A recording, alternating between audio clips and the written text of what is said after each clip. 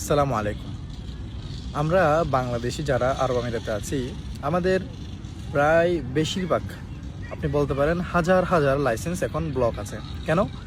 এই লাইসেন্সগুলো প্রাথমিকভাবে প্রাথমিকভাবে তারা লাইসেন্সগুলো বানানোর পরে এগুলোর মধ্যে কোটা অ্যাপ্লাই করে, দেন এগুলোর মধ্যে ধরেন আপনি 20 থেকে 40 জনের ভিসা অ্যাপ্রুভাল করে। ভিসা লাগানোর পরে যখন 2 বছর শেষ হয়, তারপর একটা মাসেরও তারা স্যালারি ক্লিয়ার করে না।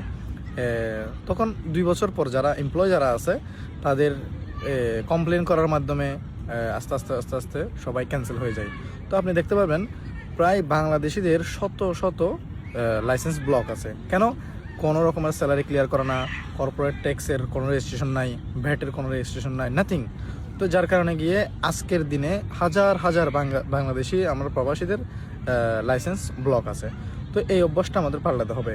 যার কারণে গিয়ে এই বর্তমানে দুবাইতে বাংলাদেশিদের জন্য লাইসেন্স ওপেন করার যে ইনিশিয়াল অ্যাপ্রুভাল আসে ওইটাও এখন দিচ্ছে না। যত রকমের সুযোগ সুবিধা আছে, আমার মনে হয় সামনে থেকে আরও অনেক কঠোর হয়ে যাবে ইউএই সরকার। আমাদের এগুলা অভ্যাস পরিবর্তন করা উচিত। মা আসসালামা।